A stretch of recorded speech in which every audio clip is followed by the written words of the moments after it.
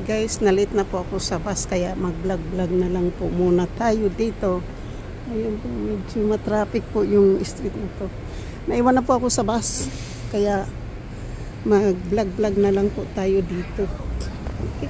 So, ang gagawin ko po muna, iikot-ikot po muna ako doon sa may Central Park para kapag vlog-vlog po tayo. So, another vlog po ito ngayon. Friday po, day off tayo. Galing na po ako sa Walgreen. Nakabili na po ako ng nakareload na po ako sa aking PayPal na ipapadala ko po sa Bohol. Kaya andito po tayo. Ngayon gamit ko po yung aking bagong tripod para po sa aking pagbablog. So punta po tayo dito sa ano po tayo ngayon dito punta po tayo dito sa Central Park Dance Theater. Dance Theater na pala ito dito. Such na pa, ang daming pinagbago dito ngayon. So andito po tayo sa Fifth Avenue po. At ito po yung pamilya ko sa side na to noon po kasi dito po talaga ako po nakatira noon. So dito po ako talaga nakatira po noon. Kaya since na ano po tayo ng bus na iwan, kaya dito po tayo sa may Fifth Avenue. So ito pong building na to palagi ko po itong anuhin. Palagi ko pong papakita ko po sa inyo kung saan ako nakatira noon. 16 years and a half po ako dito. So dito po ako nakatira. Sandali lang po kasi mayroon tayong bukas po dito, hindi tayo pwedeng dito po tayo sa kabila. So papakita ko po sa inyo, ito po yung lugar na to, ito po yung street na kung saan po ako nakatira dati. So medyo maano po, pero ayan po, ito yung Central Park po dyan. So papakita ko lang po sa inyo kung saan po ako nakatira noon. Sa 7th Avenue po ako nakatira for 16 years and a half. Kaya itong lugar na to po, palagi ko po itong dinadaanan araw-araw.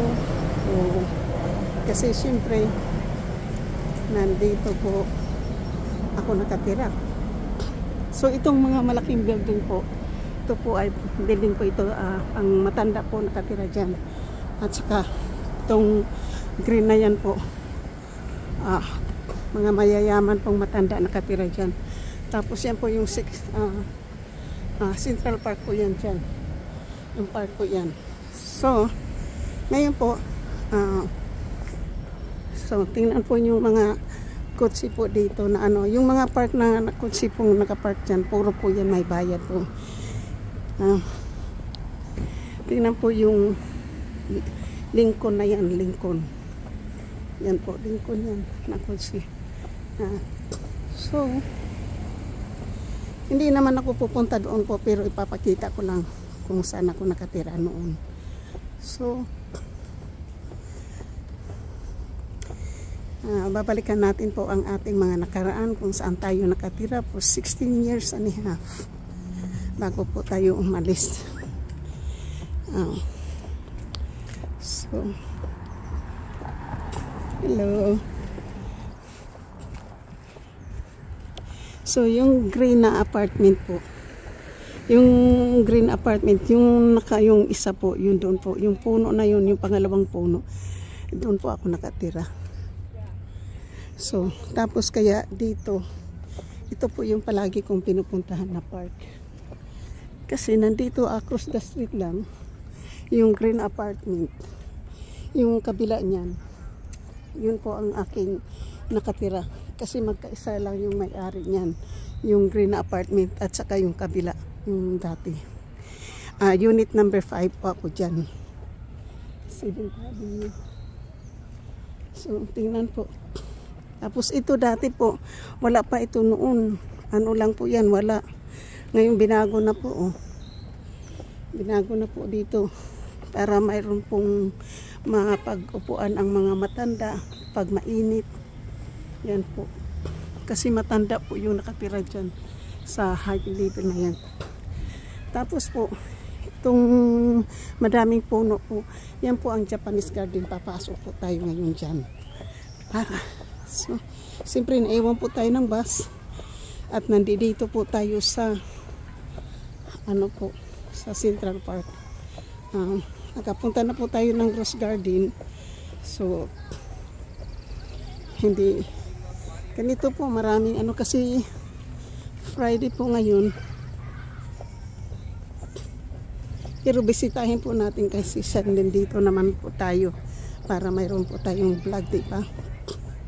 Hindi ko ginamit po yung GoPro kasi hindi ko alam kahit na kung paano din i-upload, diba? Yan. Babalikan na lang po natin yung ating mga ano dito po. Kasi yung iba dito hindi natin na punan ng pictures noon. Kasi nga maraming tao noon. Kaya dito tayo papasok. So yan po, oh. Yan.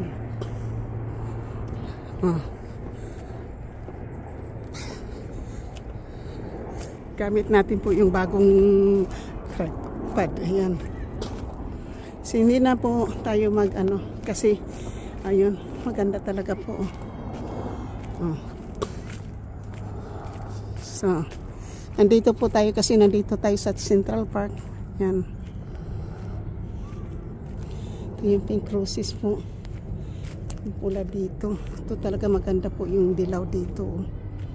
So, kaya lang po hindi natin pictures ngayon. So, yan po yung atin pong mga ano po natin dito po, diba? Ayan, maganda din po. Maganda. Diba? Maganda po. So, maganda rin po dito. Kasi stress po ako, kaya maganda po yung aanuhin po natin muna, pampaalis po ng ating lungkot. Ayan po, oh.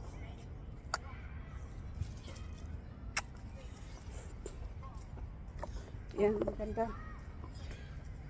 So, ito po, mayroon ditong puti. Yan, maganda po, diba? Tapos mayroon pa po isa, tapos punta po ako sa Japanese garden. Kasi kukunan natin po ng ano po. Ito po iba po yung kulay ng roses na yan, oh. So, ngayon po punta po tayo ng ayan po. So, maganda, diba? So, ngayon po pupunta na po tayo doon sa ayan po, maliliit. Punta na po tayo doon sa ano, sa Japanese garden para makapag ano po tayo. So, yan lang po. Kasi nandito tayo sa Central Park. Salamat po, shout out po sa lahat.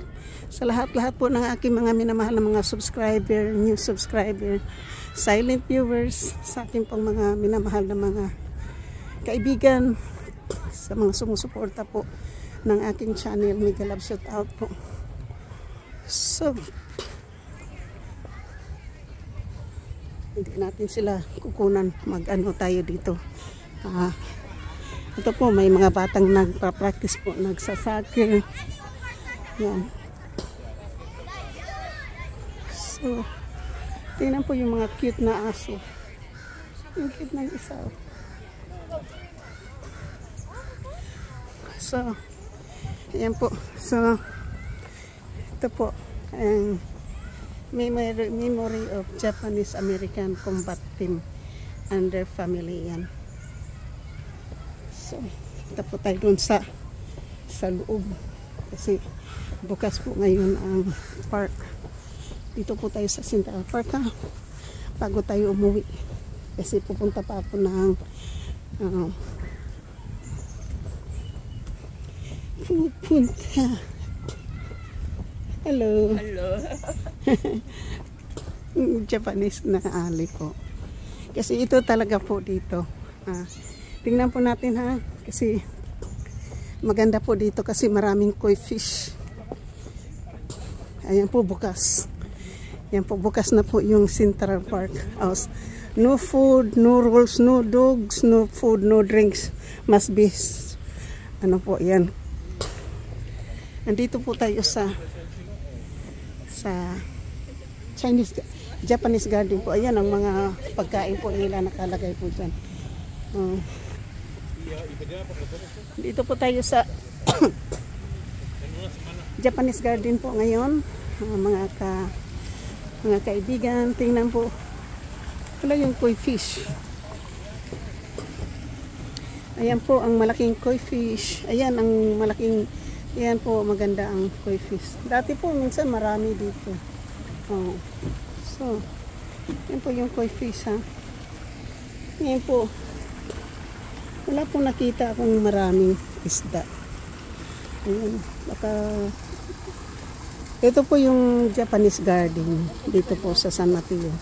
Ito po mayroon pong isang koi fish ng maganda po. Yung minsan po marami po sila dito banda. Yan po. Ayun ang turtle po, ang laki oh. Inano ng mama ayun. Malaking turtle oh. Ayan, ayan po. Ayan po yung mga koi fish. So,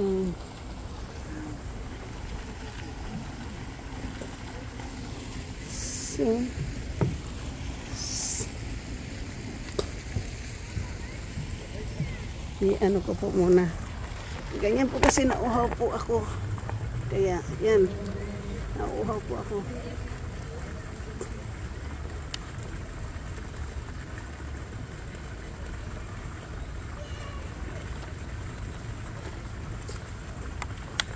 Hello.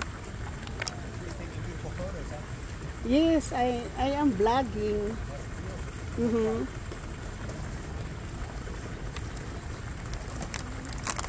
Oops.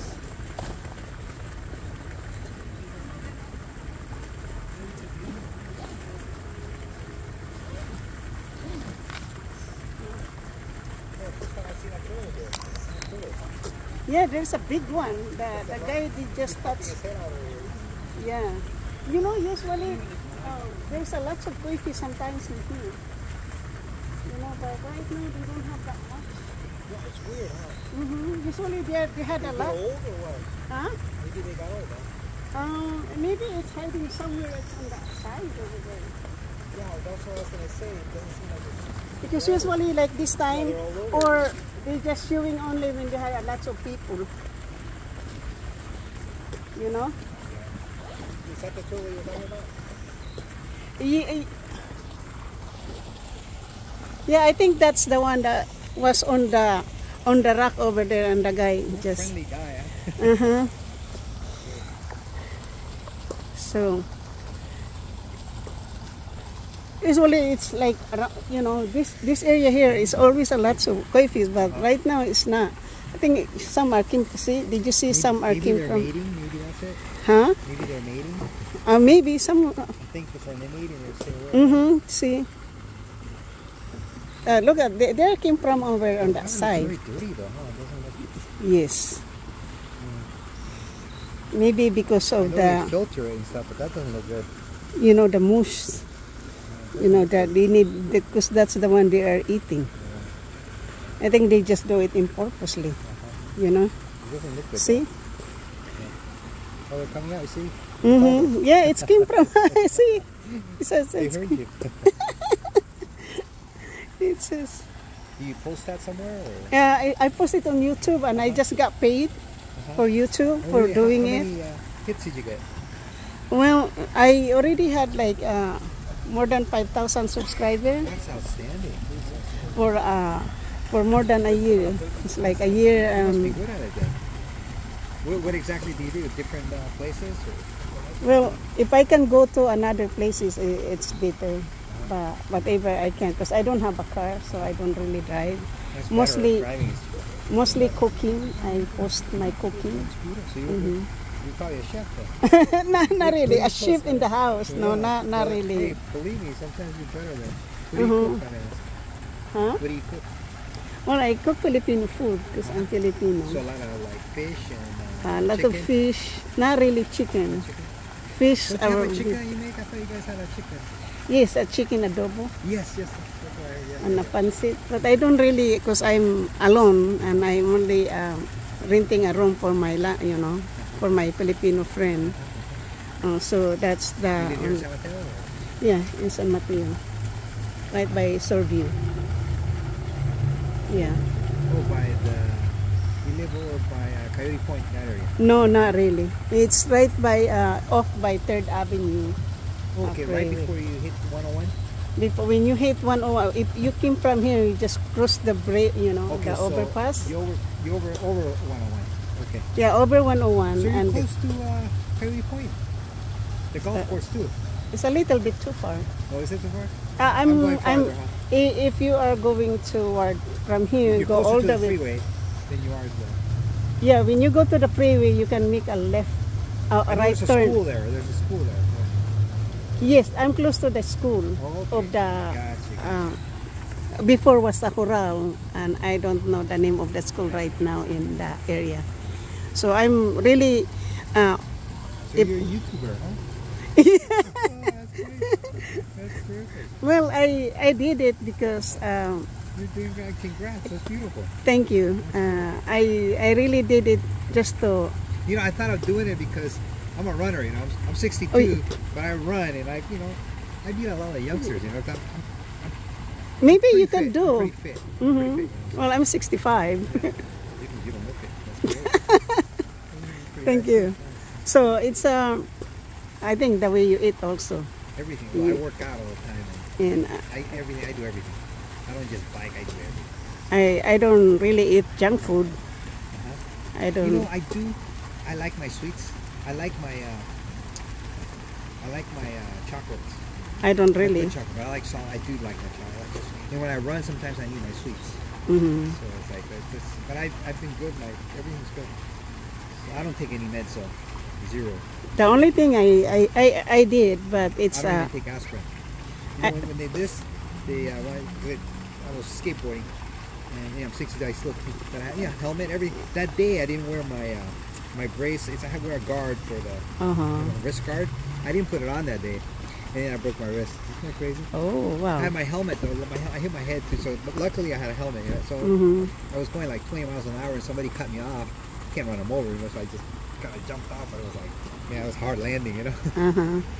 Well, the only thing for me, I took some medication, but it's What kind of medication for the asthma. Oh, okay. Well, So- sometimes you need to neutralize it. The asthma needs to be. Is it do you get it more in spring or year round? Usually it's my, when I was young, and then it cut off, and then came back. See, it's getting more now. Oh, yes, they're listening to you. Um, I'm interrupting your thing. and then it came back when I was turned 50, and then all of a sudden I get into the serious. My brother had asthma too, and when he came back with him, it's when he started, because we always rode motorcycles when we were kids. We always rode dirt bikes. Yeah, But when he got older, he got a street bike, and then he got it back again. yeah. And the thing that I was at work and I had a short break, and I go straight to the hospital because I could not breathe. And What do they give you for that kind of asthma? well, they give me have like a- two kind of they give me like two inhalation medicine. So right now it's already in control. So they was telling me to use Ease only up on it. one only. It's a Wushila. Use one a day, or Use twice a day, one in the morning and one in the evening. But before I used to, doesn't that make you a little bit drowsy? not anymore. I'm used to You're it. used to Hmm. But there are two. One is a Ventolin, and one is if you can feel like your asthma is attacking you, you need to block it's a blockage, inhaler. But I'm not using it now because the doctor told me just. The less meds, the better.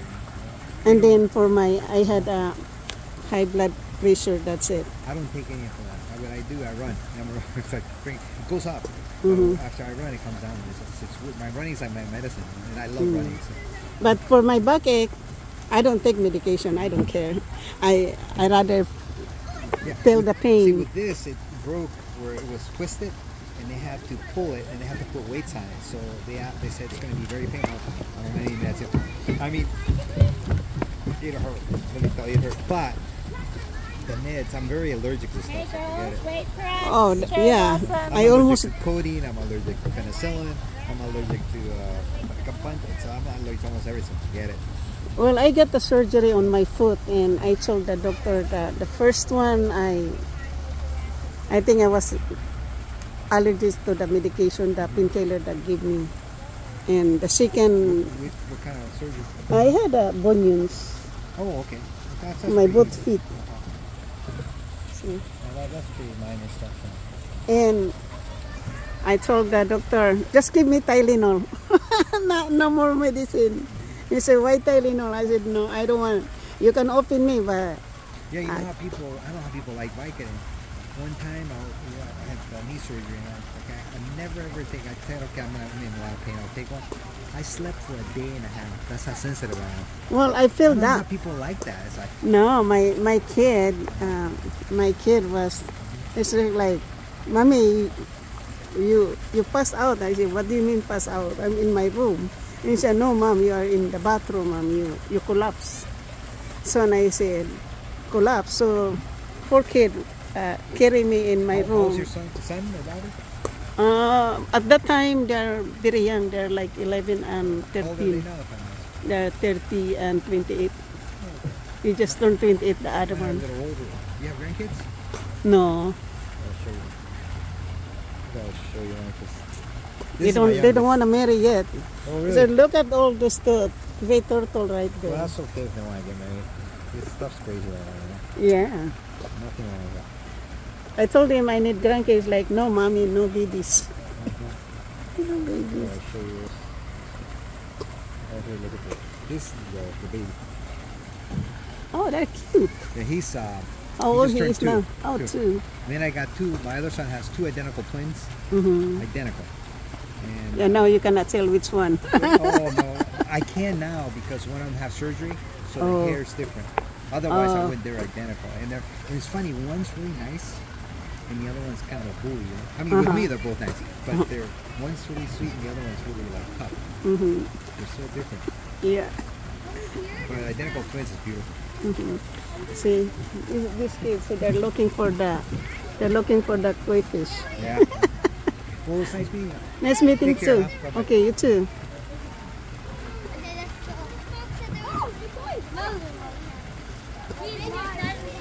So, you guys, nice talking to the guy.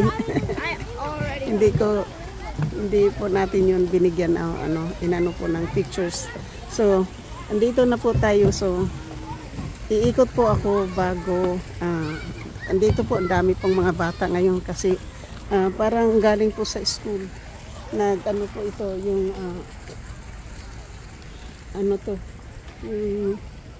galing po yan sa school. So, mayroon po tayong yung guy po. At least mayroon po akong kausap. So, galing po ito, nag-field trip po ito mga batang to. Galing po. Ito po maganda. Nandito po tayo sa ilalim ng puno ng Central Park po. Ito po tayo sa mga So, yan po. Nandito po tayo sa Central Park. O sa Japanese Park po. Japanese Garden po ito. Nandito po tayo sa Japanese Garden.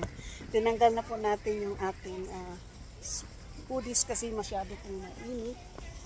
So, yan po yung kasi wala po tayo masyado nakikita ang koi fish. So, nandito po ako sa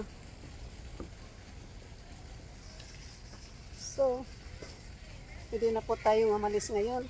naka-sweet out po sa lahat-lahat po ng aking mga members, super chatter, at sa nag-iisang sponsor, sa mga OFWs, sa aking pong mga kaibigan, mga subscriber ko po, at sa mga new subscribers, silent viewers po, maraming salamat po sa inyong lahat. At nandito po ako sa Japanese Garden na at siyempre po nakapag-usap po tayo ng isang taong maganda naman, pero ilang po yun, no name, hindi po natin siya kinuna ng video as a respect for him po, kasi hindi naman, ayaw ko rin pong mag-approach na kasi hindi, lahat ng mga tao po kasi dito medyo private, kaya hindi po natin i-respeto po natin sila.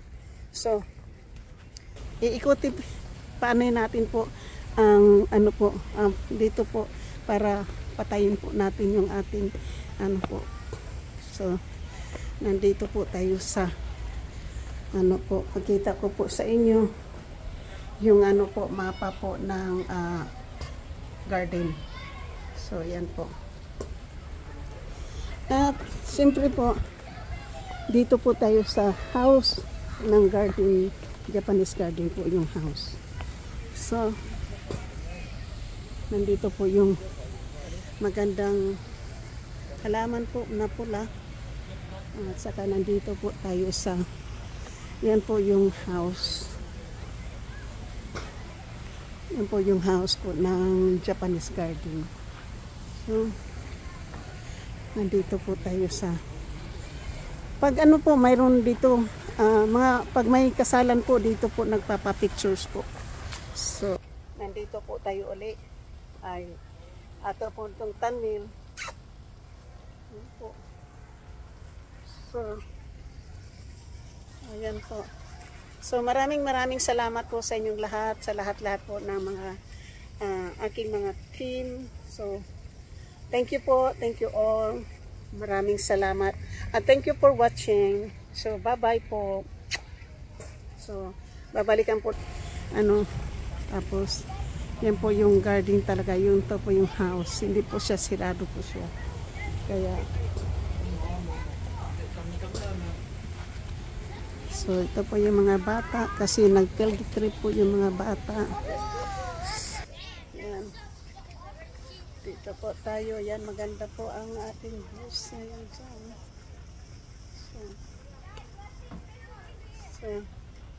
So, nandito po tayo, diba? Nandito po tayo sa Japanese garden. Thank you po. Yan po. Love you po. Tatapusin ko na po at thank you for watching. At tatapusin po natin ang ating vlog kasi mahaba na po. Thank you, love you. Bye-bye.